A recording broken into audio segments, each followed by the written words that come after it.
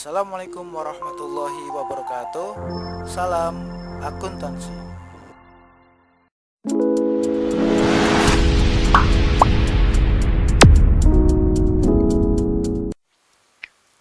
Akuntansi dalam bahasa Inggrisnya yaitu accounting.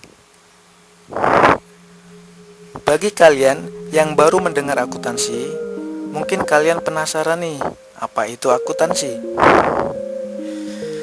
Akuntansi atau yang dikenal dengan sistem pembukuan berpasangan memiliki definisi yaitu proses pencatatan, pengukuran, dan pelaporan informasi keuangan suatu perusahaan yang berguna dalam mengambil keputusan bagi pihak yang membutuhkan. Sejarah akuntansi. Ternyata akuntansi sudah ada sejak lama, tepatnya pada zaman peradaban, sekitar 300 tahun sebelum Masehi. Hal ini dibuktikan dengan penemuan dan catatan sejarah oleh para ilmuwan. Peradaban-peradaban tersebut yaitu: pertama, peradaban Kaldea Babilonia tahun 300 sebelum Masehi.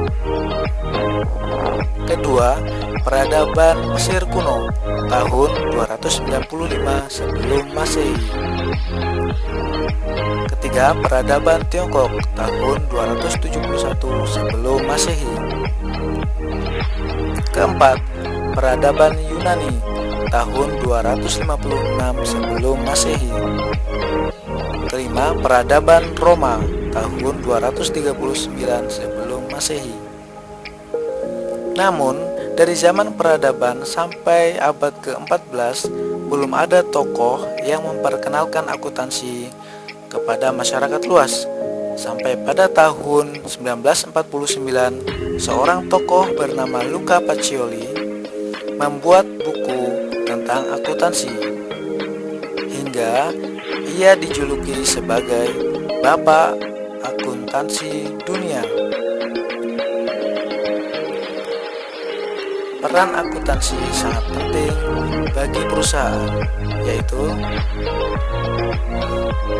membantu para investor untuk menanamkan modalnya pada bisnis yang menguntungkan, membantu para manajemen perusahaan dalam mengarahkan dan mengelola sumber daya yang ada, mempermudah dalam membuat laporan pemakaian sumber daya yang digunakan oleh perusahaan. Tujuan akuntansi adalah untuk menghasilkan laporan keuangan yang dibutuhkan oleh para pemakai informasi akuntansi. Pemakai informasi akuntansi yaitu: yang pertama, pihak internal terdiri dari pemilik perusahaan atau CEO. Dua, manajer, orang yang memimpin dan mengelola suatu perusahaan. Yang ketiga, karyawan, orang yang bekerja di suatu perusahaan di bawah manajer. Yang kedua, pihak eksternal terdiri dari kreditor, orang yang meminjamkan uang ataupun barang. Kedua, investor, orang yang memiliki modal untuk ditanamkan di suatu perusahaan. Yang ketiga, pemerintah, pihak yang memungut pajak di suatu perusahaan. Keempat, konsumen, orang yang mengkonsumsi produk yang dihasilkan suatu perusahaan. Yang kelima, akademisi, orang yang belajar dan mengajar akuntansi. Yang terakhir, yang keenam, lembaga keuangan, lembaga yang meminjamkan uang seperti bank dan lain-lain. Oke, sekian dulu pembahasan kita kali ini. Kita lanjutkan di part 2. Assalamualaikum warahmatullahi wabarakatuh.